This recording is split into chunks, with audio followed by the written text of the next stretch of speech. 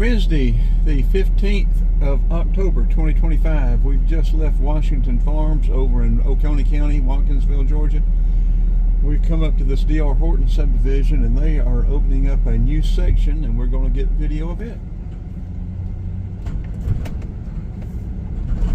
We'll catch the name of the subdivision as we go out.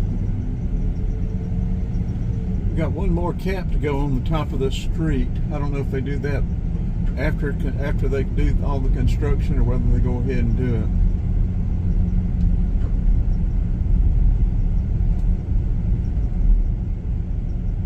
A lot of sewer taps. I don't know where they send this sewer. Got to be a pump station somewhere, because I don't know of anything downstream that where there's a treatment plant. Wonder if they contracted with Walton County or something. But Walton across the river, I don't think they have a treatment plant anywhere close. I don't know. Does anybody knows where this is going to be sent for the treatment? I'd like to know.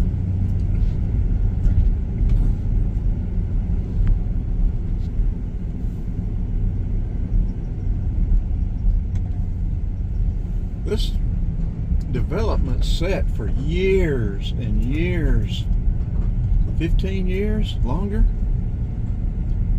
I don't know if they were waiting for sewer, or I think they had to come in and replat the whole blooming thing. Look, a killdeer.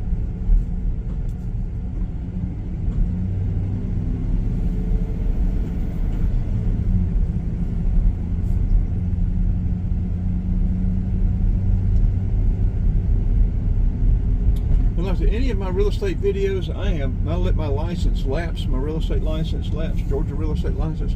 I am not selling real estate. I'm not trying to sell any real estate. I'm not representing anyone. I'm not trying to represent anyone. Any information I provide on housing, land, or lots, or anything like that is purely for the information of my YouTube channel. Trying to get views and watch time, subscribers, and people like that. I'm not engaged in the practice of real estate in the state of Georgia or anywhere else. Boy, they've got another huge development back here, don't they?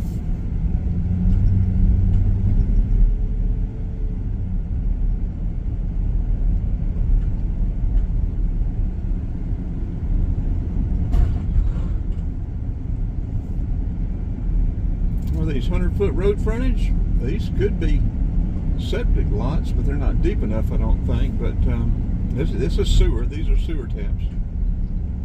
You got water sticking up for the water meter, and you got sewer.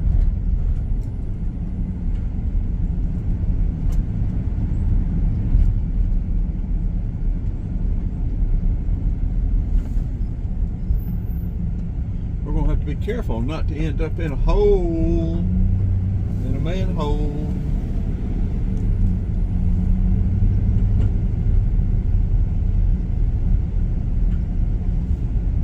Goat Farm Road used to cut through here. Then when they closed it off and developed this, you see, there's a pump station down there, I'm pretty sure. But where are they pumping it to? Are they pumping it all the way back to Watkinsville? They've got to have sewer lines. They've got to have lines to pump it wherever they're pumping it to.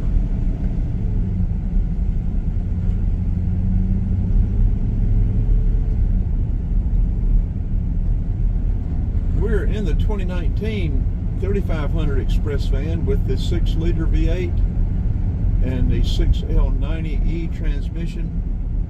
Doing some more test driving. We're trying to figure out whether we're going to keep this, sell it, or just what we're going to do with it.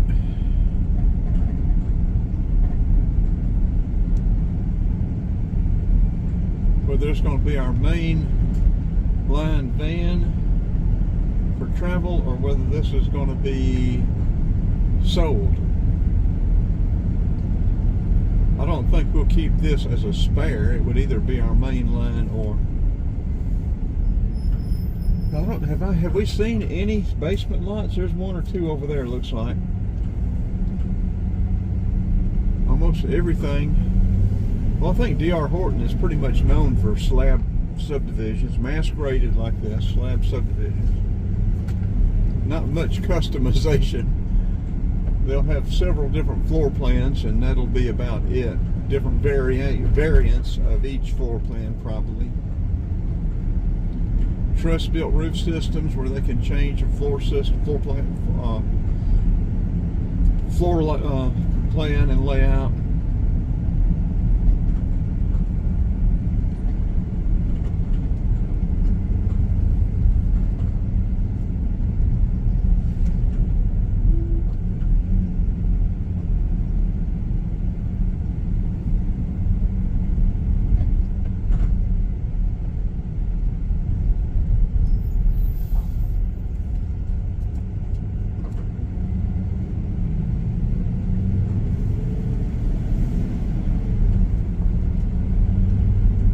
I don't know, but I'd be pretty confident in saying this is going to be the largest subdivision in Oconee County to date.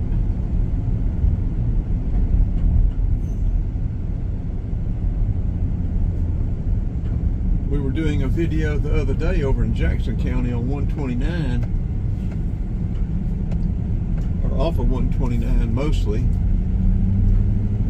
and we got information about a subdivision that's going to be an 800 unit housing complex. I don't know whether it'll be multifamily and single family, probably so. Over around 129, around the arcade. These will be some basement lots, I guess. Pretty much drop off. Detention pond over there. Detention, retention, whatever is the correct terminology. Been in construction pretty much all my life, and I don't know which is the right. Both of them work. They detain water. They retain water for a certain amount of time. Guess we need to look on a subdivision plat and see what they call it.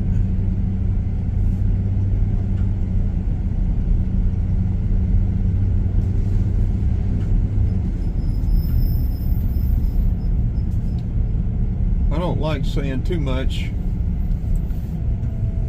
but I will say this. I have not been in any D.R. Horton subdivision or home that has left me with a good impression.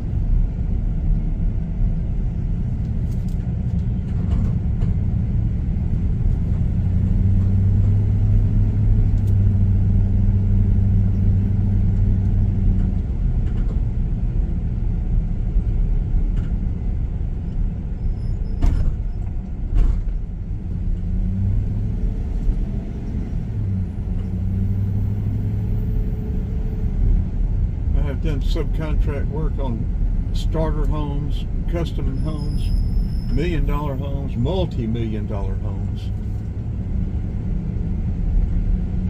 $20, $30 million homes,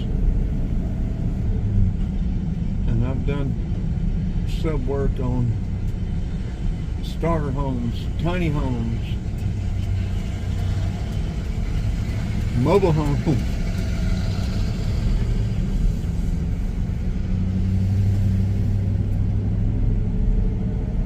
These new home subdivisions are an excellent place to pick yourself up a flat tire seat,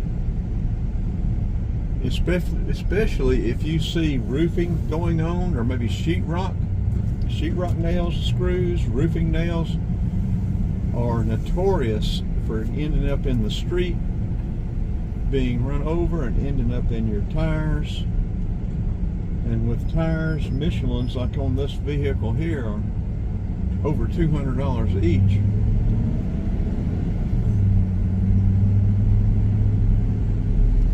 And I have never been fortunate enough. This is Westland. I knew we'd catch the name of the subdivision. That going out is the entrance exit over on Georgia Highway 53. We're going to go out the entrance exit over on US Highway 78. Yeah, see, they're roofing that roof on that one down there. But drywall nails, screws, roofing nails.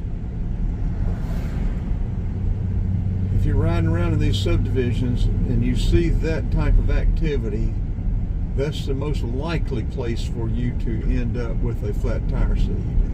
And like I was going to say, I have yet to end up with a flat tire seed that is in a repair or patchable location.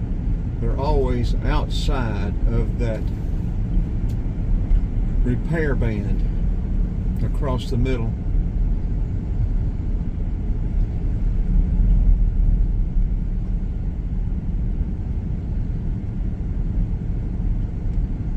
I haven't paid much attention to how these roofs are installed.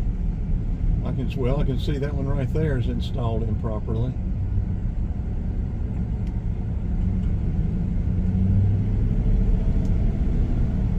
That one is too.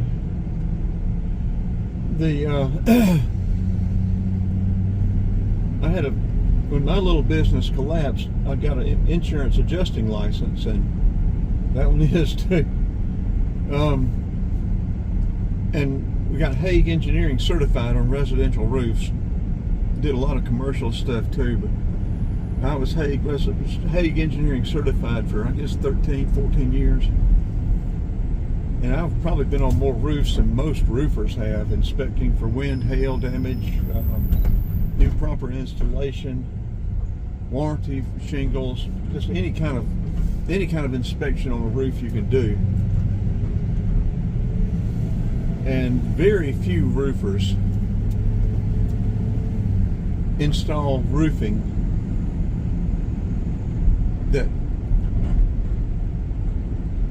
that meets the warranty requirements of the roofing shingle. Now, most of them, like these here, you'll probably never have a leak. You probably never have a problem with it. But generally, the very first nail the roofer drives in the roof avoids the roofing shingle. I'm not talking about, he may warranty the work for 25, 30 years, which would be good. But I'm talking about the shingle warranty itself from the manufacturer. Either they use the wrong starter strip, don't use a starter strip at all. Almost everybody will use a starter strip, but they'll use a shingle instead of a starter strip. And they just turn it upside down and slide it down to the edge, and that voids the shingle warranty, because if you're going to use a shingle, you're supposed to cut the 3 tabs off at the bottom. If it's an architectural shingle, you would order enough regular 3-tab shingles to use for starter. Cut the tabs off, slide that down to the eave, and then start the next row, or your first row of shingles. Now this is interesting parking. These must be later model, maybe townhomes along here with road parking. But that allows your first row of shingles to adhere to the adhesive strip on that starter strip. Now if you use starter strip, the adhesive strip is just right on there. But the way most roofers use their first shingle, it's installed improperly and does not give you that extra wind resistance that you need along that eave, because that's where that wind is going to rip those shingles off to start with. So that voids the warranty if they use the wrong starter strip. Like those houses around there, the lower gable is supposed to run up underneath the upper gable. Those around there, the upper gable was running up underneath the lower gable. So there again, that voids the shingle warranty. More than likely, you'll never have a problem out of it. But if you do, you won't be able to blame the shingle. I've seen shingle representatives come out. The very first thing they do is get their ladder out, get up right there on the eave, lift up that first tab, and more than likely, more times than not, they can say improper installation, the shingle warranty is void.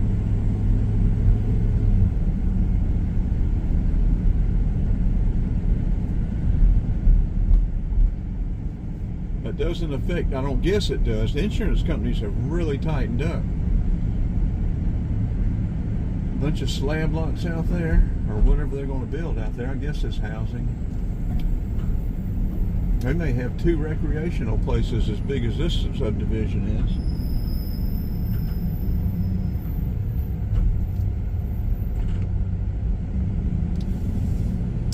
Okay, we're going out the main gate. There's a new gate down below that we were headed towards, but we didn't go out it. This video is 16 minutes long, so I guess we will end this. I see this is US 78. Loganville is to the left. Well, let's go down to the Appalachian River. Athens is to the right. Georgia Highway 53 is to the right, the very next intersection up there. When you get to that intersection, if you go left, you're headed west, out across North Georgia, and a long arc that 53 will end up over through Rome, on over into Alabama. If you go right, it will dead end into Watkinsville. Here's just a little information for you.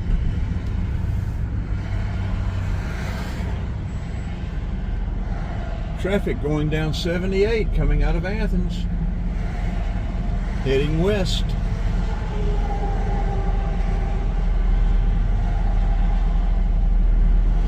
.2:15 in the afternoon. Can't even get out on 78.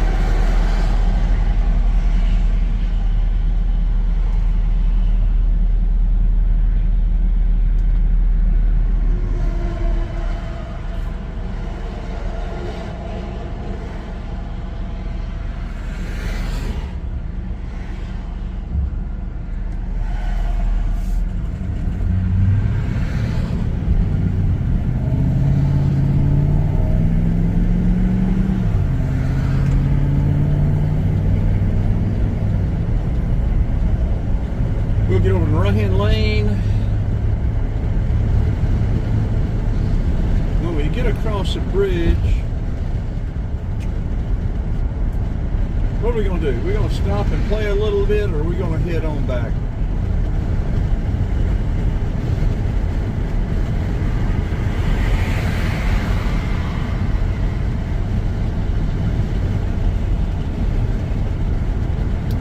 Yeah, coming up on the Appalachian River.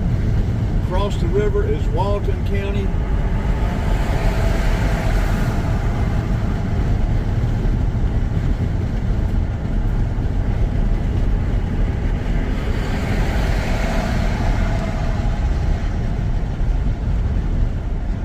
We'll look over to the right and check out that dam, see how high the water level is. It's probably not flowing over the dam, probably coming around the spillway, or out the spillway. There's the old bridge.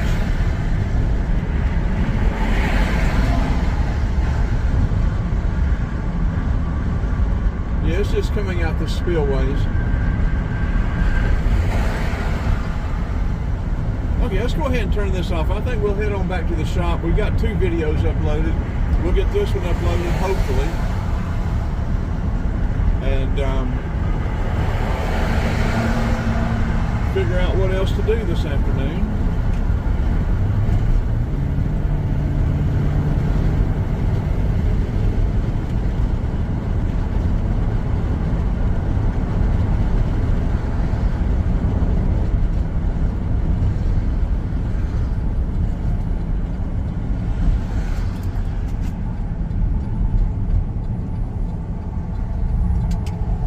Have to get it.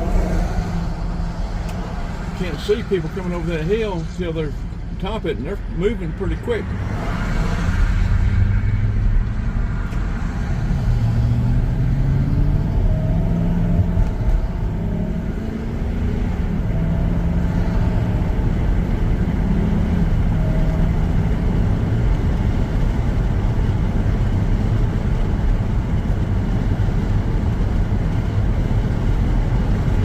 stop up here and see what kind of coverage we have at Strickland's, and if we have good coverage, we may go ahead and edit this and upload it, because once we get back to the shop, we got almost nothing. Okay, crossing over into Oconee County.